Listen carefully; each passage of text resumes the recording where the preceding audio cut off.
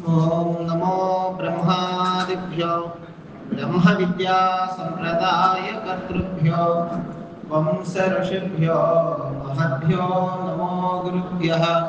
ओम मंगलम गुरुदेवाय महनीय गुणात्मने सर्वलोक शरण्याय साधुरूपाय मंगलम।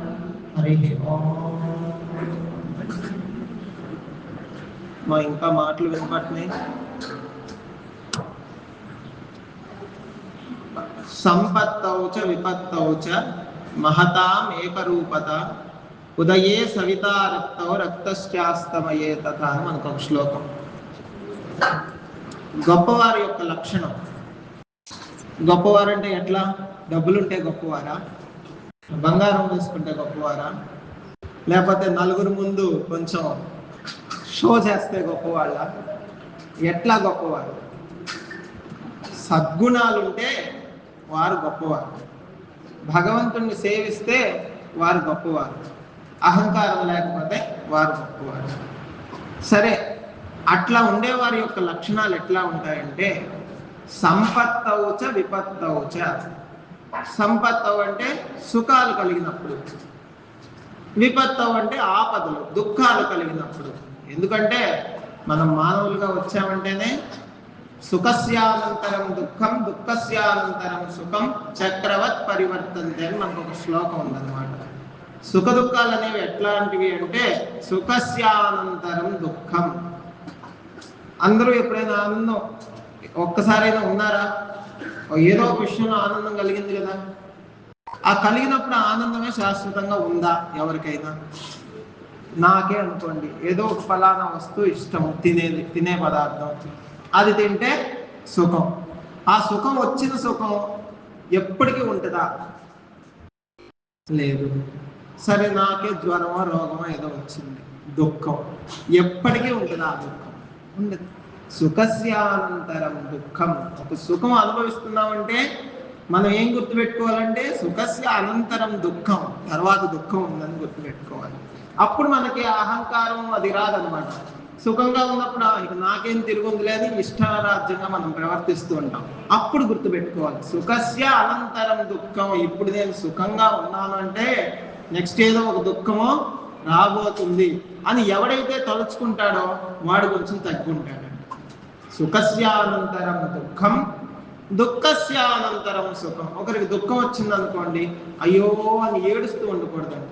ఈ దుఃఖం ఎప్పుడు ఉండేది కాదు. దుఃఖస్యానంతరం సుఖం. ఈ దుఃఖము ఒక సుఖానికి కారణం అవుతుంది. తర్వాత సుఖం వస్తుంది అంటే వాడికి ఒక ఆశ చిగురిస్తుంది, ఆనందంగా ఉండగలుగుతాడు. చక్రవత్ పరివర్తంతే. ఈ సుఖ దుఃఖాలు అనేవి ఆ చక్రం మాదిరిగా సుఖం పైకి దుఃఖం పైకి అట్లా తిరుగుతూ ఉన్నాయి అన్నమాట. దుఃఖాంచ సుఖాంచ. అయితే మొత్తం మీద ఆ గొప్పవారి యొక్క లక్షణము సంపత్తౌచ విపత్తౌచ.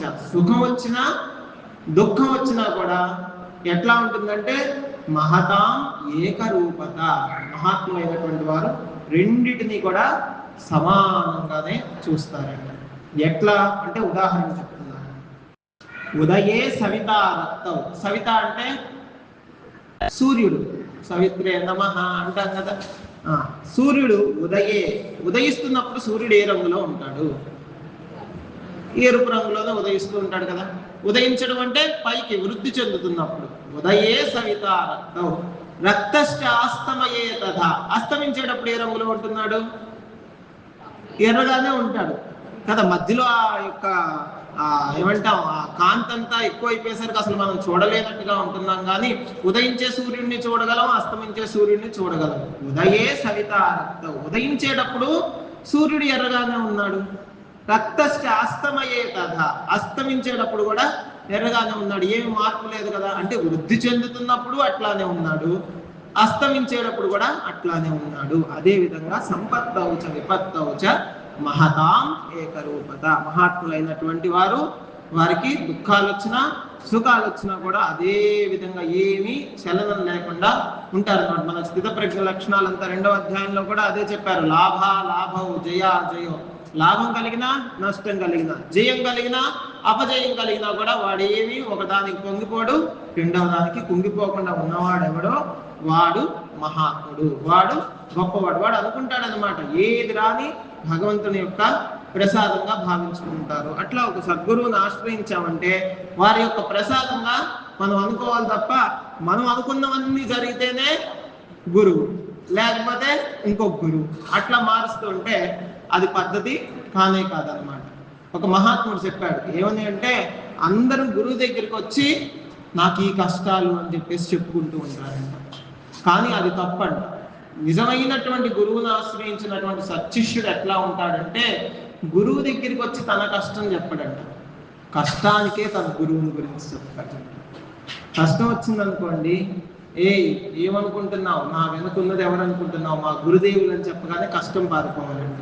అంతే తప్ప గురువు దగ్గరికి వచ్చి కష్టాలు చెప్తే అది సామాన్యమైనటువంటి విషయం. గురువుని గురించి కష్టానికి చెప్తే అంత అభయస్వరూపుడైనటువంటి గురుదేవులు వెనకాలగా మనల్ని అవంతా కూడా ఏమీ చేయలేవనేటటువంటి భావంతో మనం ఉండాలా. ఉదారస్య తృణం విత్తం, ఇది ఒక శ్లోకం. ఉదారస్య తృణం విత్తం అని చెప్తూ ఏమిటి అంటే, ఉదార స్వభావం కలిగినటువంటి వారికి, ఇప్పుడు ఒక మంచి కార్యక్రమం జరుగుతుంది అనుకోండి, ఒకరికి ఎవరో ఉదారమైనటువంటి స్వభావం, దానికి మనం సహాయం చేద్దాము అనేటటువంటి స్వభావం ఎవరికైతే ఉంటుందో వారికి ఉదారస్య తృణం విత్తం. విత్తం అంటే డబ్బు. ఉదారస్య తృణం విత్తం. తృణం అంటే తృణమో పణమో అంటాం కానీ ఏంటో తెలీదా. తృణం అంటే ఏంటి? గడ్డి పరక అనమాట. గడ్డి పరక అనమాట తృణం అంటే. గడ్డి పరకతో సమానం.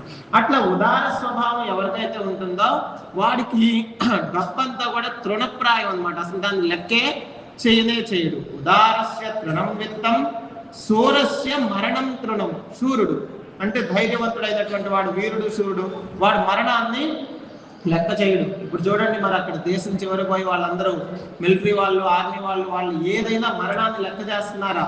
మనమేమో ఏం దిగితేనే అనుకుంటుంటాం. మనకు ఆ శూరత్వం లేదు. వారికి ఆ శూరత్వం ఉంది కాబట్టే వారు అక్కడికి వెళ్ళారు. వారు కూడా వాళ్ళకి తెలీదా మనం ఇక్కడ నుంచి ఉంటే మన ప్రాణం ఎప్పుడు పోయిద్దో అని మిలిటరీ వాళ్ళకి తెలీదా? తెలుసు. కానీ కూడా అయినా అక్కడ నిలబడుతున్నారంటే దానికి ఏమిటి?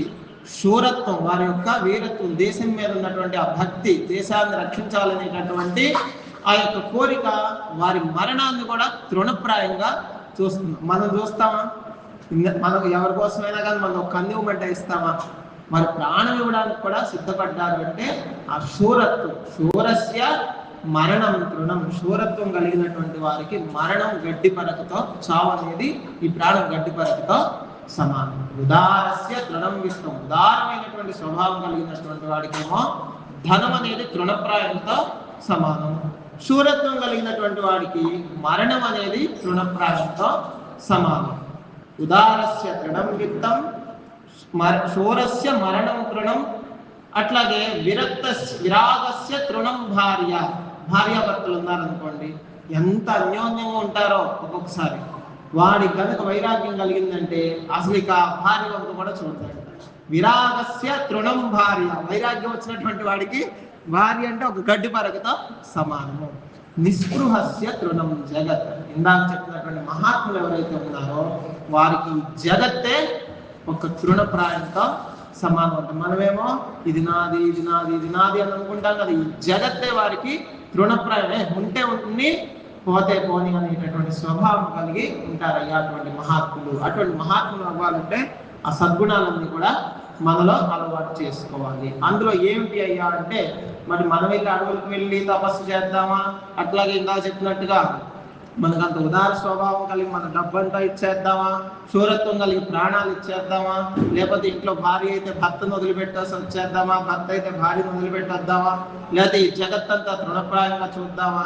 ఇంత కార్యాలు మనం చేయక్కర్లేదు. కానీ మన నిత్య జీవితంలో ఒక 7 పనులు చెప్పారు. 7 పనులు. ఆ 7 పనులు చేస్తే మనం కూడా ఆ మహాత్ములాగా మోక్షాన్ని పొందుతాం. 7 పనులు ఏమి కష్టం కాదు. మన నిత్య జీవితంలో చేసేటటువంటి పనులే, కాకపోతే చేసేటటువంటి విధానంలో తేడా ఉంటుంది. ఎంతకి ఏమిటా 7 పనులు అంటే దాని గురించి మనం ఇప్పుడు చెప్పుకుందాం. 12:50 అయింది. ఆ శ్లోకాన్ని గురించి చెప్పుకుని మనం ముగించుకుందాం. గుర్తుపెట్టుకోండి. స్నానం దానం తపో హోమ పూజా సజ్జన సంగతి బ్రహ్మ విద్యా ప్రబోధశ్చ ముక్తి సోపాన సప్తకం అని శ్లోకం. మొట్టమొదటిది స్నానం. గుర్తుపెట్టుకోవాలి, మీరు రాసుకుంటే మంచిదన్నమాట.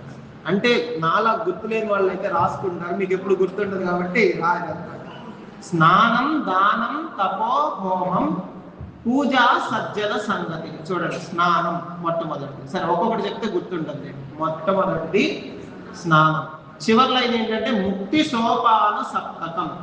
సప్తకం అంటే, సప్తం అంటే 7, సోపానం అంటే మెట్లు. ముక్తి సోపానం, మోక్షాన్ని అధిరోహించడానికి 7 మెట్లు అని చెప్తూ ఆ 7 గురించి చెప్తున్నారు. మొట్టమొదటిది స్నానం. స్నానం చెయ్యాలంట. మనందరం స్నానం చెయ్యట్లేదా? స్నానం చేయకుండా వచ్చిన వారు ఎవరైనా ఉన్నారా? ఉన్నా కూడా చేయి చూపించట్లేదు. అయితే రోజు మామూలు స్నానం చేస్తున్నాం మనం. ఎప్పుడు 7ంటికి చేస్తామో 8ంటికి చేస్తామో మీరు కాదులేండి, కొంతమంది. కానీ స్నానం అనేది బ్రహ్మ ముహూర్త కాలంలో చేస్తే దేవతా స్నానంతో సమానము. లేదు, తర్వాత 5 నుంచి 6 లోపు చేశారనుకోండి, అది ఋషి స్నానంతో సమానం. 6 తర్వాత సూర్యోదయం లోపు చేస్తే మనుష్య స్నానంతో సమానం. లేదు, సూర్యోదయం తర్వాత చేస్తే మన స్నానం, రాక్షస స్నానం కదా. అట్లా చేస్తే దానివల్ల ఉపయోగం లేదు. బ్రహ్మ ముహూర్త కాలంలో చేసేటటువంటి స్నానం కూడా మోక్షానికి హేతు అవుతుంది. బాహ్యమైనటువంటి స్నానం ఒకటైతే, ఇంకొకటి మల నిర్మోచనం పుంసాం జలస్నానం దినే దినే సకృద్గీతాంబసి స్నానం సంసార మల మోచనం అని చెప్పి మనకి మల నిర్మోచనం పుంసాం. రోజు ఎందుకు స్నానం చేస్తున్నాం? తెల్లగా అవ్వాలి, ఆ సబ్బు స్నానం ఎందుకు చేస్తున్నాం? మల నిర్మోచనం, శరీరానికి దుమ్ము పడుతుంది కదా, అది వదిలించుకోవడానికి. ఎందుకు చేస్తున్నామో తెలియకుండా ఇన్ని సంవత్సరాలు స్నానం చేసాం, ఎన్ని ఇటుకరాయి సబ్బులు అయిపోయినాయో. మల నిర్మోచనం, మన శరీరానికి ఉన్నటువంటి దుమ్మును వదిలించుకోవడానికే స్నానము. మల నిర్మోచనం పుంసాం జల స్నానం. ఏ స్నానం? నీటితో స్నానం చేస్తున్నాం. దినే దినే, ప్రతిరోజు చేస్తున్నాం. సకృత్ గీతాంబసి స్నానం సంసార మలమోచనం. మరి సంసారం అనేటటువంటి బురద మట్టి అంటుందే, మరి ఆ బురదను వదిలించుకోవడానికి ఏం స్నానం చేయాలంటే సకృత్ గీతాంబసి స్నానం. భగవద్గీతను చదివితే భగవద్గీత ఆ జ్ఞాన గంగలో మనం స్నానం చేస్తే ఆ సంసారం అనేటటువంటి మలం కూడా వదిలిపోతుందంట. అందుకని స్నానం అనేది ముఖ్యం. బ్రహ్మ ముహూర్త కాలంలో కనీసం సూర్యోదయానికి ముందు స్నానం చేస్తే అది కూడా మోక్షానికి హేతు. మొట్టమొదటి స్నానం అయిందా? తర్వాత రెండవది దానం. దానం చెయ్యాలి. ఎంత దానం చెయ్యాలండి? ఇందాక చెప్పినట్టు ఉదారస్య తృణం విత్తం అన్నట్టు ఉన్నదంతా ఇచ్చేసేయాలా అంటే కానీ కాదు. మనకున్న దాంట్లో ఎంతో కొంత దానం చెయ్యాలి. చెయ్యమనుకోండి, చెయ్యకపోతే నష్టం ఏంటి చెప్పండి? చెయ్యకపోతే వచ్చే నష్టం ఏంటి? చేస్తే 4 రూపాయలు డబ్బులు వదులుతున్నాయి, కానీ చెయ్యకపోతే వచ్చే నష్టం ఏంటి అంటే నష్టం కూడా చెప్పింది. అదాన దోషేణ భవేద్ దరిద్ర దారిద్ర్య దుఃఖేన కరోతి పాపం పాపాద్ అవశ్యం నరక ప్రయాతి పునఃదరిద్ర పునరేవ పాపి. ఇప్పుడు మనం కొంత దరిద్రాన్ని అనుభవిస్తున్నాము అంటే దానికి కారణం ఏమిటి అంటే అదాన దోషేణ, దానము చేయకపోవడం చేత, అదాన దోషము చేత భవేత్ దరిద్ర, వాడు దరిద్రుడుగా పుడతాడు. పుట్టిన తర్వాత దారిద్ర్య దుఃఖేన కరోతి పాపం, వాడు దారిద్ర్యంలో ఉన్నాడు, మరి నడవాలి కుటుంబం అంతా, 10 రూపాయలు సంపాదించాలి, పాప మార్గం అన్యాయ మార్గంలో అయినా కూడా వెళ్ళడానికి సిద్ధపడతాడు. కాబట్టి ఆ దారిద్ర్యం ఏం చేస్తుందంటే దారిద్ర్య దుఃఖేన కరోతి పాపం, పాపం చేస్తాడు. చూడండి, దానం చెయ్యకపోవడం వల్ల దరిద్రుడిగా పుడుతున్నాడు, దరిద్రుడిగా పుట్టడం వల్ల పాపం చేస్తున్నాడు. పాపానికి ఫలం ఏమిటి? స్వర్గానికి వెళ్తాడా? పాపం చేస్తే పాపాద్ అవశ్యం నరకం ప్రయాతి, పాపం చేశాడు కాబట్టి నరకానికి పోతున్నాడు. నరకానికి పోయిన వాడికి మళ్ళీ ఉత్తమ జన్మ వస్తుందా? పునః దరిద్ర, నరకానికి పోయి మళ్ళీ దరిద్రుడిగా పుడుతున్నాడు. పునః దరిద్ర పునరేవ పాపి, మళ్ళీ పాపం చేస్తున్నాడు, మళ్ళీ నరకానికి వెళ్తున్నాడు, మళ్ళీ దరిద్రుడిగా పడుతున్నాడు. ఇదంతటికి కారణం ఏంటి? దానము చేయకపోవడము చేత. కాబట్టి దానము చెయ్యాలి. ఎవరు? ఈ నరకానికి పోకూడదు, దారిద్ర్యం రాకూడదు, పాపం చేయకూడదు అనుకునే వాళ్ళు చెయ్యండి, మిగతా వాళ్ళు వద్దు. మేము అట్లానే ఉంటాం అనుకుంటే ఇంకా ఎవరిష్టం అది. కాబట్టి ఆ దానం చేయడం ద్వారా మోక్షాన్ని మనం పొందేందుకు ఒక సాధనం. అటువంటి దానం కూడా ఎట్లా చేయాలి? మనకి ఇందాక చదివాం 17వ అధ్యాయం, సాత్విక దానం చేయాలి. దేశే కాలే చ పాత్రే చ తద్దానం సాత్వికం స్మృతం. ఆ ఉన్నటువంటి సమయం ఏమిటి, పరిస్థితి ఏంటి, ఎదురుకుండా తీసుకునేవాడు ఎవడు, మనం ఇచ్చేది ఏంటి, అన్ని ఆలోచించుకుని చేయాలి తప్ప ఇష్టారాజ్యంగా చేసేసామనుకోండి దానివల్ల కూడా నష్టం వస్తుంది. ఉదాహరణకి ఒక ఆయన ఎవరో రోడ్డు మీద పాపం భిక్షాటం చేస్తున్నాడు అనుకోండి, ఉంటారు ఇప్పుడు కూడా, వస్తారు ఆకలి వేస్తుందంటే మనం 10 రూపాయలు ఇస్తాం. వాడు 10 మంది దగ్గర 10 పదులు తీసుకుని సాయంత్రం అయ్యేసరికి ఎక్కడికి వెళ్తాడు, తీసుకున్న తర్వాత ఇంటికి వెళ్ళి భార్యని ఎవరికి ఆ పాపం ఎలా తెలుస్తుందండి అంటే అది మనం చూసి, అందుకనే కదా ఇప్పుడంతా కూడా మనకు చూడండి ఏమని చెప్తున్నారు, డబ్బులు ఇవ్వద్దు మనకి ఆకలి అంటే.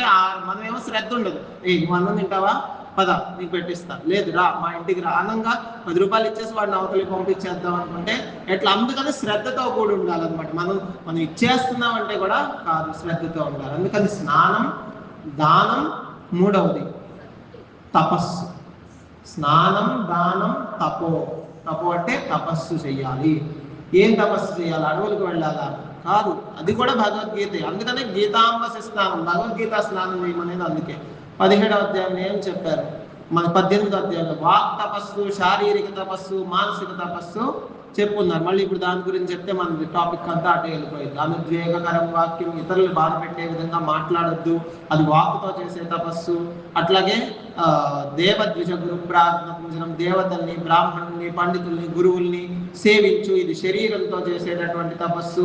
మన ప్రసాద సౌమ్యత్వం, మౌనమాత్మ వినిగ్రహ, మనస్సులో చెడు ఆలోచన రాకుండా చేసుకో, ఇది మనస్సుతో చేసేటటువంటి తపస్సు అని మనకు భగవద్గీతలో చెప్పాడు. కాబట్టి ఇక్కడ తపస్సు అంటే మన వాక్కు, శరీరము, మనస్సుతో చేసేటటువంటి పనిని తపస్సు అని అంటాం. అందుకని ఆ 3 పనులు కూడా చేయాలి, స్నానము, దానము, తపస్సు. 4వది స్నాన, దాన, తపో, హోమ. హోమం మనం చేస్తున్నాం కదా హోమం. హోమం ఎందుకు చేయాలి చెప్పండి, ఎందుకు చేయాలి? యజ్ఞాత్ భవతి పర్జన్యో యజ్ఞకర్మ సముద్భవం. మళ్ళీ భగవద్గీత అన్నిటికీ సమాధానం భగవద్గీతలోనే ఉంది. ఆ యజ్ఞాలు చేయడం వల్లే మేఘాలు ఏర్పడుతున్నాయి, వర్షాలు పడుతున్నాయి, పంటలు పండుతున్నాయి, మనం తింటున్నాం, మళ్ళీ శక్తి వస్తుంది. ఈ యొక్క చక్రం నడవాలి అంటే యజ్ఞాలు అనేవి ఖచ్చితంగా చేసి తీరాలి. అందుకని హోమం కూడా పెట్టారు. స్నాన, దాన, తపో, హోమ. 5 అయినాయా? 4 అయినాయి. 5వది పూజ. పూజ చేయాలి, ఖచ్చితంగా పూజ చేయాల్సిందే. ఇంట్లో పొద్దున్నే స్నానం చేసామంటే ఒక దీపం పెట్టు, పూజలు తప్పు, పూజలు చేయకూడదు అనేటటువంటి విషయం అది నిజంగా తప్పైతే వేదం చెప్తుందా? మన మహర్షులు చెప్తారా? గురుదేవులు ఆచరిస్తారా? చెప్పండి. చెయ్యాలా అనుకుంటుంటారనమాట. ఆ దేవుడికి ఆ పుష్పం ఇష్టం, ఇది ఇష్టం, అది ఇష్టం, అందరూ పోతున్నారు, ఇదేంటి. ఎప్పుడు ఇతరులు విమర్శించరాదు. మనం ఆ పూజలు దాటి పై స్టేజ్కి వస్తే రాదు కాక మంచిదే.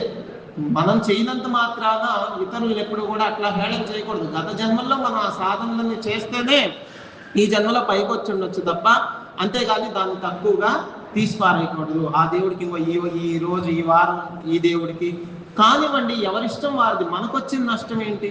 వాడు చేసుకొని నన్నేమన్నా రమ్మన్నాడా, మిమ్మల్ని ఏమన్నా రమ్మన్నాడా, ఆ దేవాలయానికి తిరుగు, ఆ పుష్పాలతో వాడి ఇష్ట ప్రకారం వాడు చేసుకుంటే మనకు వచ్చిన బాధ ఏమిటి? ఆ దేవుడికి ఆ నైవేద్యం వండి పెట్టాలి, ఆంజనేయ స్వామికి గారెలు వండి పెట్టాలి, గారెలు మాల వేయాలి, ఇవంతా చూస్తున్నాం కదా. ఇవి కొట్టి పారేసే వాళ్ళు ఉన్నారు. అదేంటంటే దానిలో అంతరార్థం తెలియకే తప్ప, తెలిస్తే అట్లా మాట్లాడరు. ఇప్పుడు ఉదాహరణకు ఆంజనేయ స్వామికి గారెలేదండి, ఎందుకు పెట్టాలి చెప్పండి? మనందరం కూడా ఎన్నోసార్లు పెట్టాం కదా, 40 సార్లు 108 సార్లు చేస్తాం.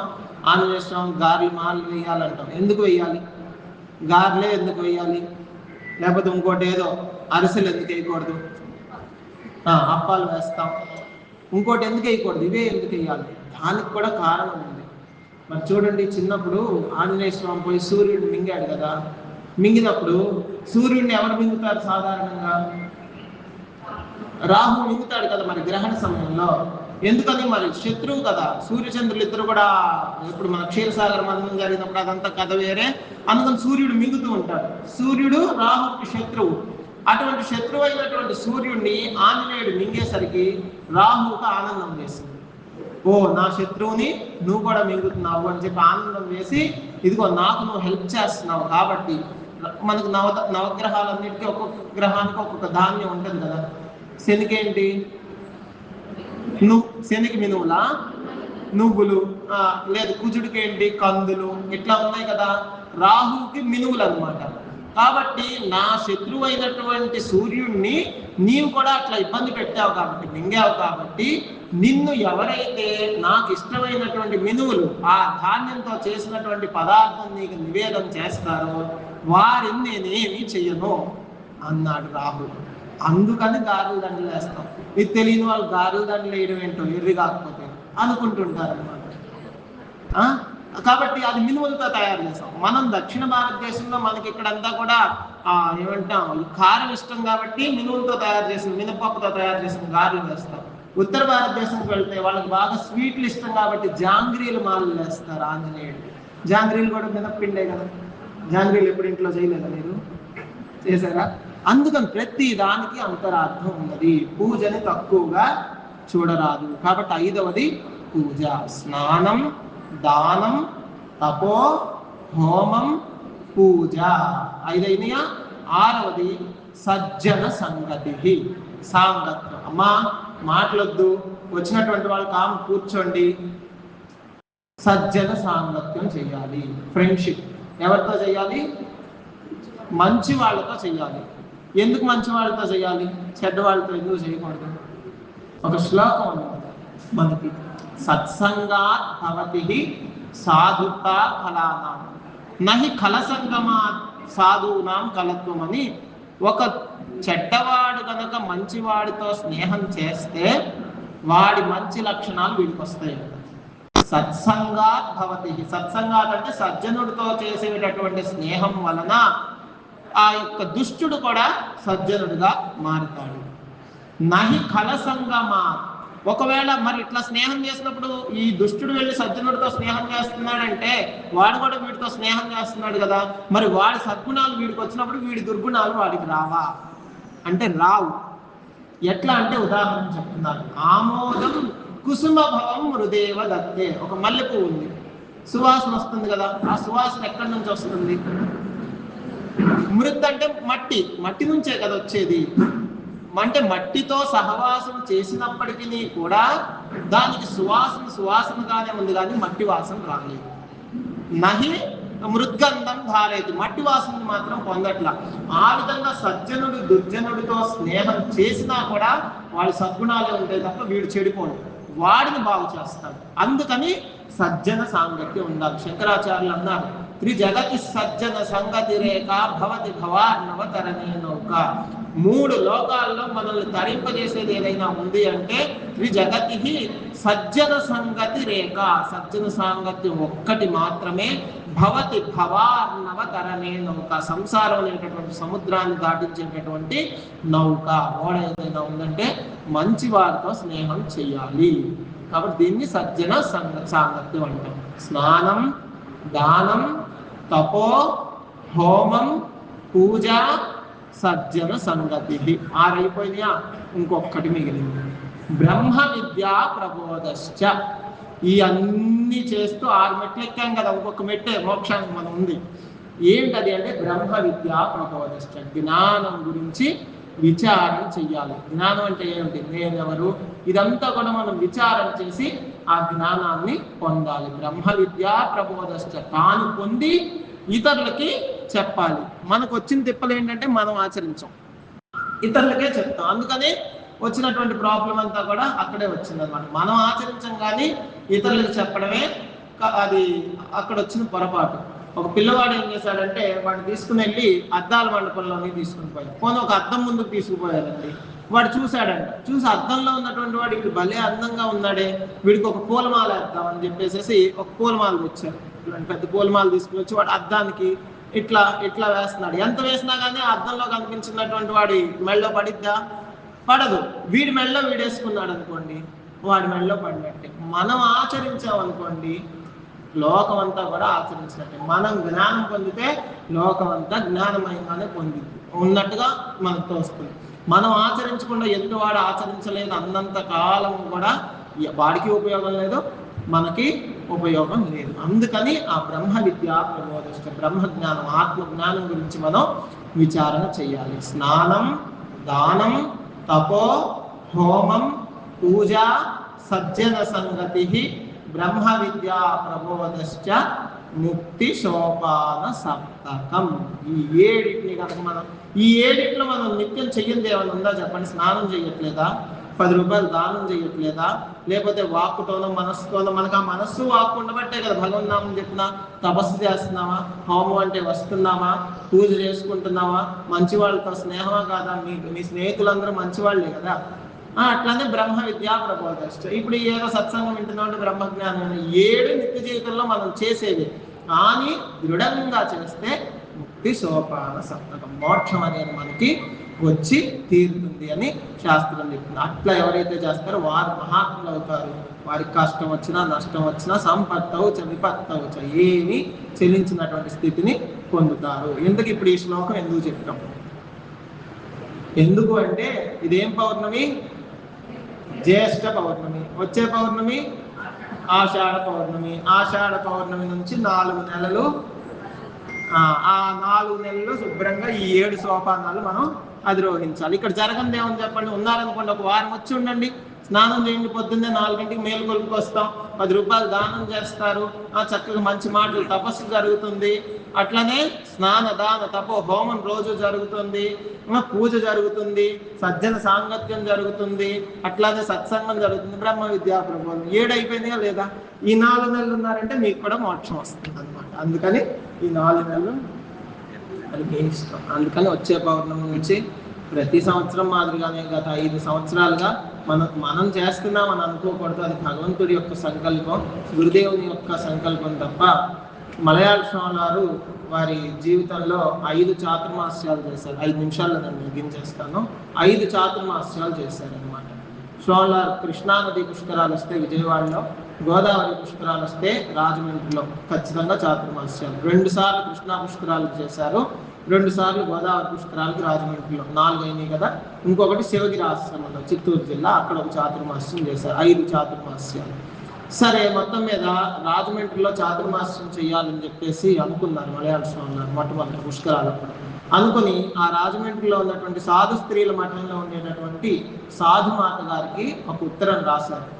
ఏమనంటే, వచ్చేటటువంటి పుష్కరాలకి మనం రాజమండ్రిలో చాతుర్మాస్యం చేయాలని చెప్పి మనకి సంకల్పం కలిగింది అని చెప్పేసి ఉత్తరం రాసి దాని మీద మీ అభిప్రాయం తెలియజేయమని ఉత్తరం రాశారు. రాస్తే అమ్మగారు ఉత్తరం చదివి తర్వాత మళ్ళీ తిరిగి రిప్లై రాయాలి కాబట్టి అమ్మగారు ప్రతిదీ కూడా పాటల రూపంలో రాయడం అలవాటు. ఒక పాట రూపంలో రాసి పంపించారనమాట. ఏమని అంటే, సద్గురువుల సంకల్పం ఎవ్వారెరుగుదురని పాట, అది కీర్తన. సద్గురువుల సంకల్పం ఎవ్వారెరుగుదురు, ఏదంటే అదే జరుగును. మీకు ఒక సంకల్పం వచ్చిన తర్వాత మళ్ళీ మీరేమంటారని మమ్మల్ని అడగారా? ఏదంటే అదే జరుగును. ఆనందం కల్పించు, అందరినీ రప్పించు. ఈ వార్తలు కానీ మాకెంత ఆనందం వేసిందో మా రాజమండ్రిలో చాతుర్మాస్యం. ఆనందం కల్పించు, అందరినీ రప్పించు, ఐశ్వర్యం తెప్పించు, అంతా తమదే కానా. ఇదంతా మీ సంకల్పంలోనే ఉంది, ఇదంతా మమ్మల్ని అడగవసరం లేదన్నారు. అట్లా ఒక చాతుర్మాస్యం వ్రతం చేస్తున్నాము 4 నెలలు అంటే అది భగవంతుని యొక్క అనుగ్రహము, గురుదేవుల యొక్క సంకల్పం తప్ప ఇక్కడ ఎవరో నేను నిలబడితే జరుగుతుంది, నువ్వు నిలబడితే జరుగుతుంది అనేది కాదు. అది అవకాశం మనకు లభించింది, దాన్ని ఉపయోగించుకుంటామో ఉపయోగించుకోమా అనేది మన చేతుల్లో ఉన్నది. కాబట్టి ఆ చాతుర్మాస్య కార్యక్రమంలో ప్రతి సంవత్సరం మాదిరిగానే ఉదయం హోమం దగ్గర నుండి విష్ణు సహస్రనామం, లక్ష్మీ అష్టోత్తరం, భగవద్గీత పారాయణ, అట్లాగే లలితా సహస్రనామం, ఏదో గ్రంథం మీద సత్సంగం ఇదంతా కూడా జరుగుతుంది. ఇందా చెప్పినట్టు ఆ 7 సోపానాలు అధిరోహించడానికి అనువైనటువంటి కాలము. కాబట్టి మీరు అందరూ కూడా ఇప్పుడే సిద్ధం అయిపోండి. 4 రోజుల ముందే ఎందుకు చెప్తున్నాం అంటే, 4 రోజుల తర్వాత యాత్రకు వెళ్ళాలంటే రిజర్వేషన్ చేసుకుంటారు కదా. కాబట్టి 4 నెలల్లో 10 రోజులు రిజర్వేషన్ చేసేసుకోండి అంబార్పేటకి. అందుకని అట్లా గురుదేవుడు మనందరికీ కూడా మోక్షాన్ని పొందేటటువంటి శక్తిని, భక్తిని ప్రసాదించి సర్వదా రక్షించి కాపాడుగాక. కరపత్రాలన్నీ కూడా గురుదేవుల దగ్గర పెట్టి మీ అందరికీ ఇవ్వడం జరుగుతుంది. మీరు రండి. ఇందా చెప్పాక బ్రహ్మ విద్యా ప్రబోధశ్చ, మనం తరిస్తే కాదు, స్వయం తీర్వా పరాన్ స్థారయతి, తాను తరించి ఇతరులని తరింపజేయడం అంట. 2 రకాల మోక్షం ఉన్నారు. మోక్షం పొందినటువంటి వారిలో కూడా 2 రకాలు. ఏంటంటే ఒకరు జ్ఞానం పొందేసి గమ్మున ఊరుకుంటారు, ఎవరిని వారిని తరింపజేయాలి, అది తప్పు కాదు, నేను మోక్షం పొందాను కదా చాలు అనుకుంటారు. రెండవ వాడు తాను పొందినటువంటి జ్ఞానం చేత అందరికీ కూడా ఆ జ్ఞానాన్ని పంచి ఇతరులు కూడా తరింపజేస్తారు. ఎట్లా అంటే ఉగాది అయిపోయిన తర్వాత కొత్త మామిడి పళ్ళు వచ్చినాయి అనుకోండి, రసాలు 2 కాయలు వచ్చినాయి అనుకోండి, పోనీ 10 పలకాలు 2 మన దగ్గరికి వచ్చినాయి అనుకోండి, ఒకటే వచ్చింది అనుకోండి, 10 మంది ఉన్నారనుకోండి, మనం తిని సంవత్సరం అయింది, ఇప్పుడు 10 మందికి ఇది ఎక్కడి నుండి పెట్టేది, గమ్మని ఎవరో చూడకుండా ముక్కలు కోసుకుని మూర్తుడు చేసుకునేవాడు అక్కడైతే, కోసి పంచి పెట్టేవాడు ఒకడనమాట. అట్లా జ్ఞానం తాను పొంది తరించేవాడు ఒకడైతే, తాను పొందింది అందరికీ పంచి తరింపజేసేవాడు రెండోవాడు. అందుకని మనం రావాలి, మనకు తెలిసిన మనం రావడమే కష్టం, ఇంకా తెలిసిన వాళ్ళు నేను తప్పిస్తా ఉంటారు, అట్లా అనొద్దు. అదిగోండి పాంప్లెట్ తీసుకెళ్ళంట, ఒక మీరు తీసుకుని 9 అంటే ఇతరులకు పంచిపెట్టండి. అలా మంచి శక్తిని మనందరికీ గురుదేవులు ప్రసాదించి సర్వదా రక్షించి కాపాడుగాక. ఓం సర్వేషాం స్వస్తిర్భవతు. ఓం సర్వే